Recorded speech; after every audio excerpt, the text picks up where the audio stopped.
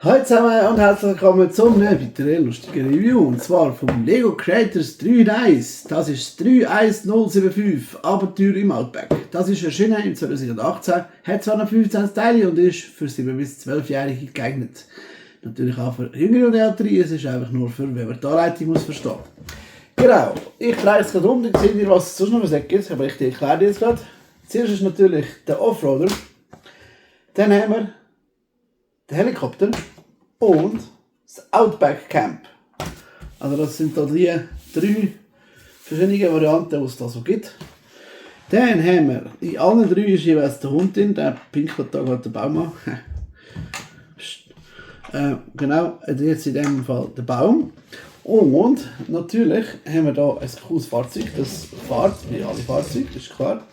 Haben wir da hinten, kann man aufmachen. Da drinnen hat es noch einen Feldstecher, für wenn der muss Ausschau halten muss. Eine Flasche mit Gas, ein Kanister mit Benzin.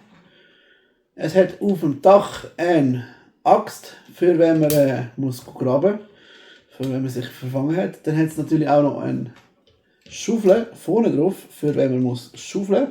So ein richtiges Abenteurerauto. Es hat hier so einen Prellbock. Es hat also coole Holzverzierungen. Ist echt genial gemacht. Ich weiß nicht, wie ihr das findet, aber mir gefällt es.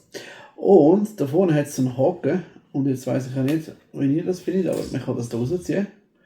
Und dann haben wir da zum Beispiel irgendwo einen Baum, der wäre jetzt vielleicht hoch oben. Jetzt will der vielleicht hier rauffahren.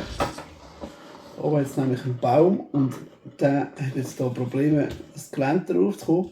Dann kann er da ganz einfach ziehen.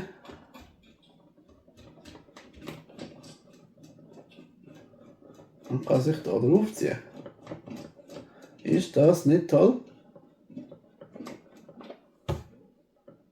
Kann natürlich nicht ganz langsam wieder runter, aber ja, ist doch eine geniale Sache. Ich weiß es nicht, aber das beste Lego-Set seit längerem. Und mir hat das mega gut gefallen. Ich hoffe, euch auch. Darum bitte Daumen nach oben. Wenn ihr noch etwas zu sagen habt oder noch ein cooles Set kennt, bitte ab damit in die Kommentare. Dann müsst ihr doch abonnieren, damit ihr die zukünftigen Videos nicht verpasst. Und bleibt noch ein bisschen da, um zu schauen, was wir sonst noch so haben. Danke vielmals und bis ein anderes Mal. Ciao zusammen.